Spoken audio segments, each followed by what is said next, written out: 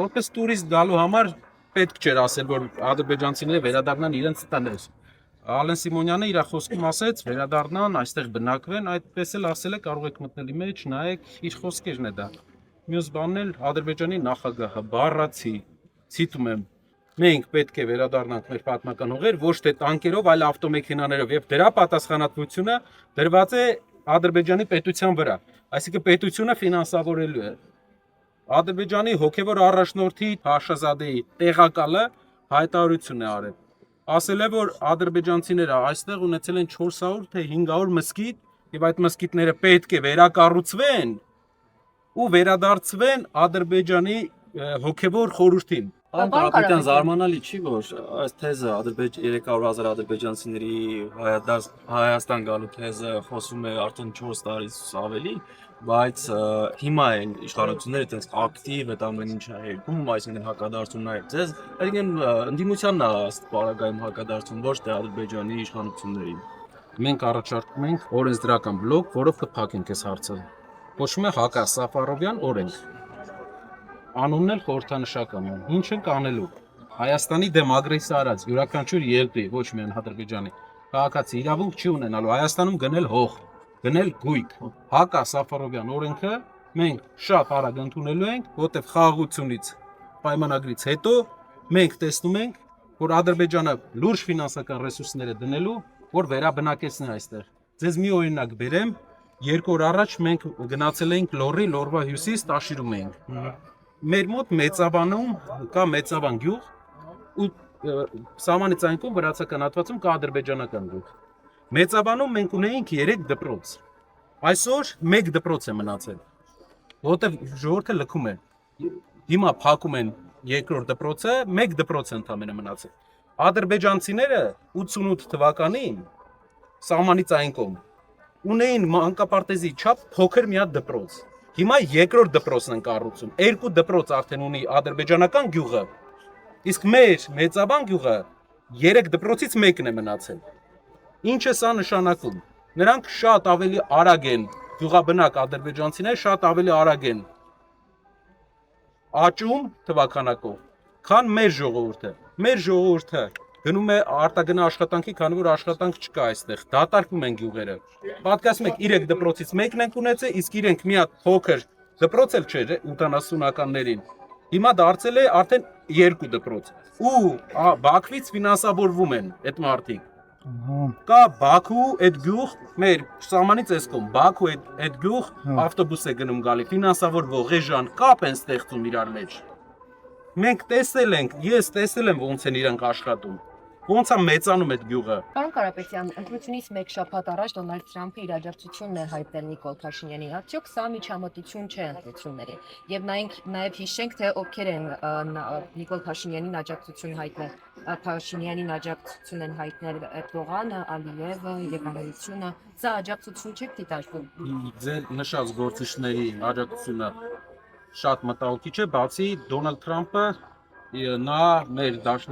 բարեկամ երկրի ղեկավարն է, ես վստահ եմ փոփոխությունից հետո նա աջակցություն է հայտնելու նաև Սամվել Կարապետյանին։ Պարոն Կարապետյան, հայտարարել վստահաբար, որ լիատոնի ձեր դուրս են գալու։ Դες համար քայլես հասկանալի է, քաղաքական բնորոշումն է այսօր։ Մի ամիս առաջ ասում էր, որ դուրս են գալու, հիմա ասում է դուրս չեն գալու, նույնն էլ ադրբեջանցիների վերադարձի հարցը։ Խախտում են։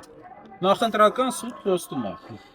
Ժողովրդին չեն ասում, որ գյուղացիներին չեն ասում, որ ձեր բերքը իր քաղաքական վիճակների արդյունքում գյուղացու բերքը մնալու է չանա։ Մենք տասնյակ արդեն վիդեոներ կան, բաներ կան, թե մարդիկ ոնց են կապում բերքը Ադրբեջանի հետ հարաբերությունները կարգավորելու վրա հույսը չդնել միայն մեր հին դաշնակիցների հետ լավ հարաբերություններ պահպանել, որպեսզի կանոնք հավասարակշռեն։ Մի հատ հայտարարություն է արվել շատ հետաքրքիր։ Այդ հայտարարության մեջ ասվում է Հայաստանը իրեն երաշխավոր է ընտրում իր համար վտանգ ներկայացնող երկիրը։ Դա աշխարհում անօրինակ փորձ է, որ այն երկիրը, որը մեզ վտանգ է ներկայացնում մեզ համար, մենք ուզում ենք նա լինի մեր անվտանգության երաշխավորը։ Ասենք, տեսեք ուր ենք։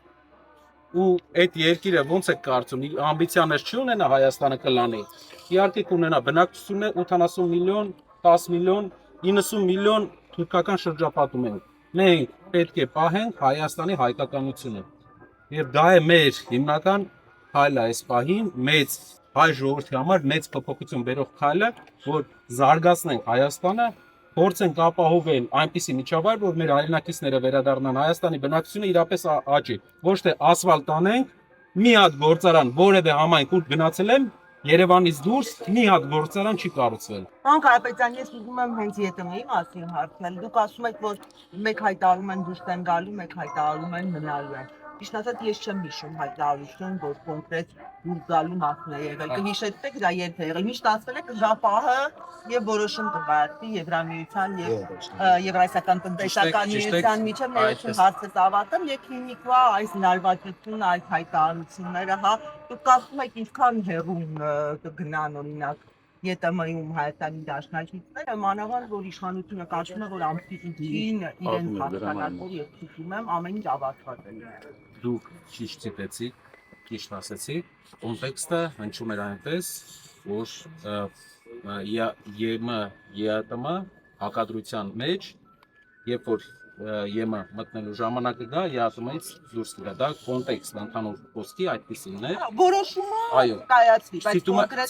ցիտումը չցիտեցիք, այո, բայց կոնտեքստը բոլորը հասկացան, ինչի մասին է խոսքը, բայց այո, ճիշտ է։ Ես հարցը ԵՏՄ-ի դաշնակիցները ինչ է կարծում այս լարվածությունը հայտարարությունները, ինչեւ ու կարող է գնալ, որտեղ իշխանությունը կարծում է, որ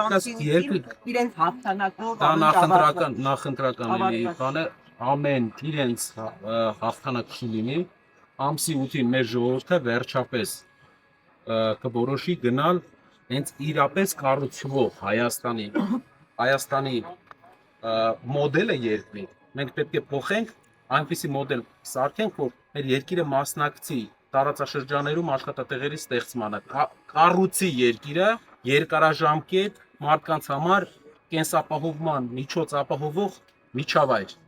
Իսկ հիմիկվա մոդելով, եթե մենք գնացինք, եթե Աստված չանի այս մարդիկ շարունակեցին, համ հարաբերությունների հիմնական դաշնակցի հետ է վատանալու, համ հիմնական գնորդի հետ է վատանալու։ Դրա դիմաց նա ուզում է ստանալ երկու հատ շնորհավորանք Ադրբեջանից եւ Թուրքիայից, բայց ելի եմ ասում, մեր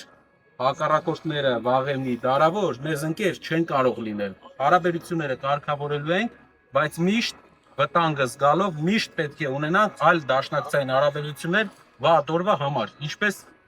Հայաստանը կարողացել է դիմակայել վերջի 100 տարին։ Պարոն Կարապետյան, Հանրապետության հրապարակում այսպես ռազմական շփոթներն հանդիպեցան, որ դասարների ասում առաջին շփոթները հողոշենի մեջ։ Նախընտրական process-ը ցույց տալու համար, որ իրենք կարողացել են 4 զենք գնել, բայց ես վստահ եմ, որ հաջորդ իշխանությունները զենքը նվեր են ստանալու, շատ էժան են գնելու եւ Հայաստանը ունենալու է լուրջ անվտանգային համակարգ, որ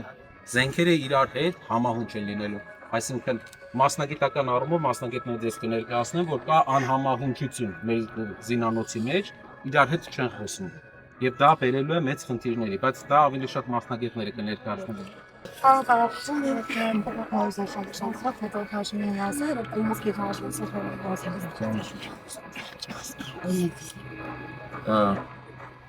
Չնայած ինչ մտան պատասխանեմ սեփական գազի մասին, ինչ պնդումն է։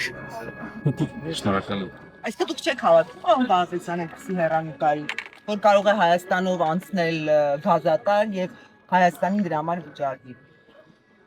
Եկեք ավելի փոքրին ուսումնասիրենք հարցը պատասխանենք, բայց կարծում եմ, որ Հայաստանը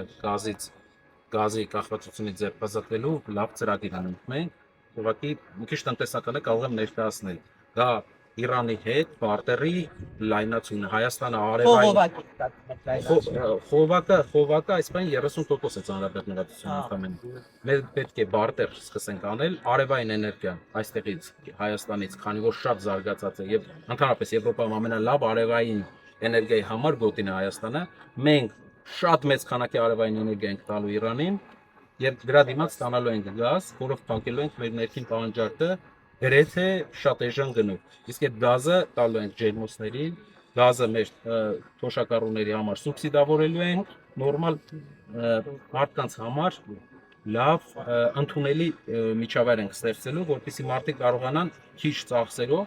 կարողանան տունը ջերուցեն։ Այդ ծրագիրը մի 4-5 տարվա ծրագիր է, տեսնենք ինչ մեծ փոփոխություն է լինելու, համ մեր դրոններ, համ էժանացում։ Մենք դիվերսիֆիկացիան ամեն դեպքում գծերի կփահենք, բայց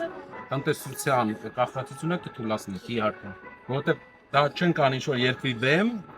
այլ դա կանենք ուղղակի մեր երկրի համար։ ավելի էժան է իրանական գալու։ Չէ, իրանականը թանկ։ Բայց Ոնց է էժանություն։ բարտերով։ Եթե արևելքանից են ստանում, արևն էլ ինքնարժեք չունի, գազը ինչ գնով էլ հաշվել, էժան է։